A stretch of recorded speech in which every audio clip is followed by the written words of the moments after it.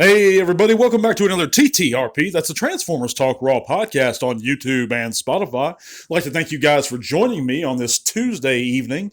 Hope you guys have had your work week off to a good start. We're going to get you going with a special report on the Hasbro Fanstream / live stream, whatever they're calling it now, that they have to hold on Tuesday morning for some reason.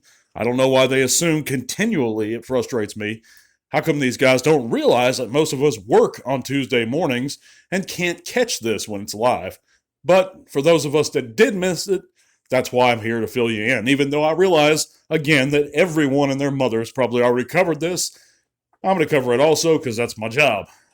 But let's move on. We start out, of course, you got these four people, these random folks that we should know by now, but I still don't care, yakking and talking. But they got to the reveals, and the reveals...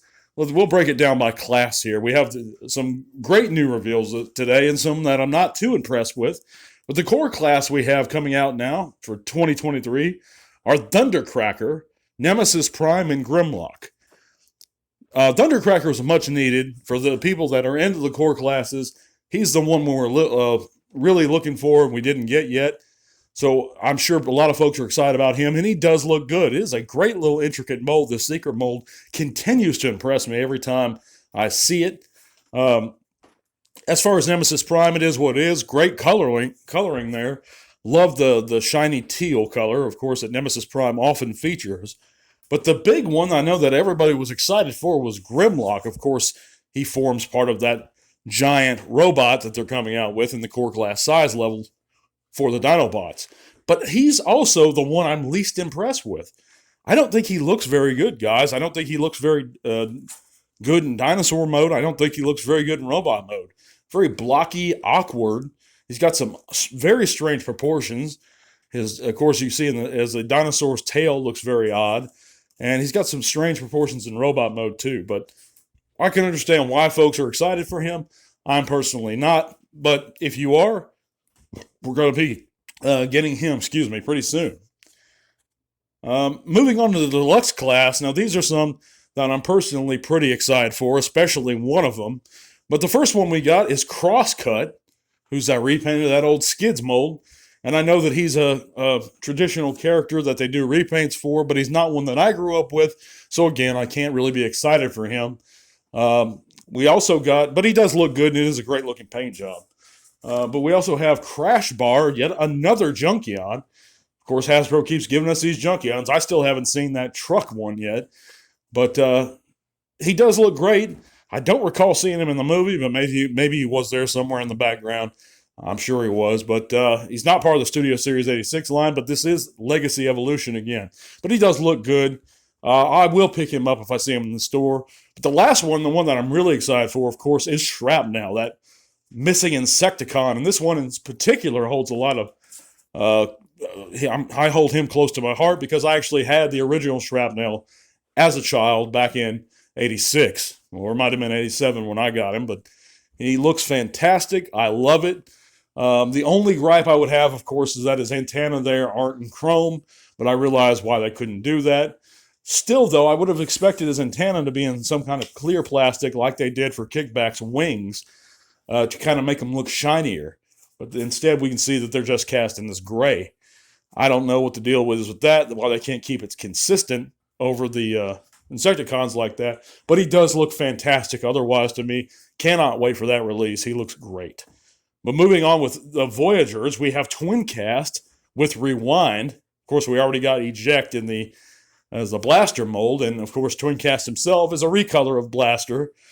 Why we couldn't get... why we have to get the cassettes, why they couldn't include Rewind separately or in a separate pack. I don't know why they have to include them with Twin Cast, because not everyone wants Twin Cast. I know I myself don't want Twin Cast, but I'd like to have Rewind, and a few other fans are like that. I'm not speaking just for myself, but they're basically essentially making us buy that if we want Rewind. I don't want Twin Cast, and I'm not going to play Hasbro's game. So I'm not going to be picking up this figure just to get the cassette I want. But he does look good for what he is. I know he's a traditional Japanese character. Basically, Blaster resurrected after his battle with Soundwave to the death. I'm not into it. But for those that are, we're going to be getting him soon.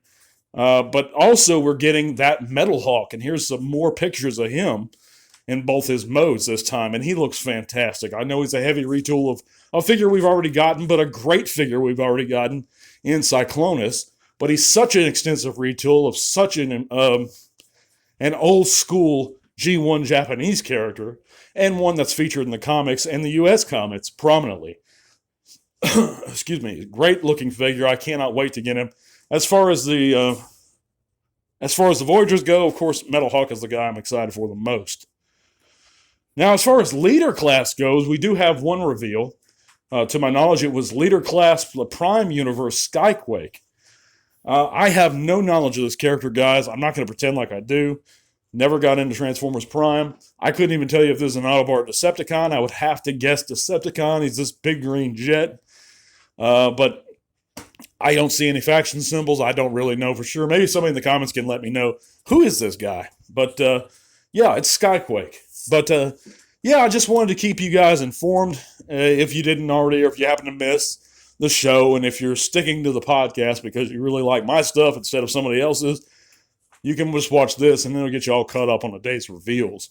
Just want to do that for you guys. Of course, we do have our Studio Series 86 giveaway for Perceptor still going on, and that's going to end this Saturday at midnight. Basically, it'll be a Sunday at midnight. So that's when entries are going to close for our Studio Series 86 Perceptor giveaway, guys. If you haven't entered that, go to the previous news video, check out our giveaway, follow the simple instructions what you have to do, and go ahead and enter. But I thank you guys for listening in. Of course, like I said, the ones I'm excited for most are Shrapnel and Metal Hawk.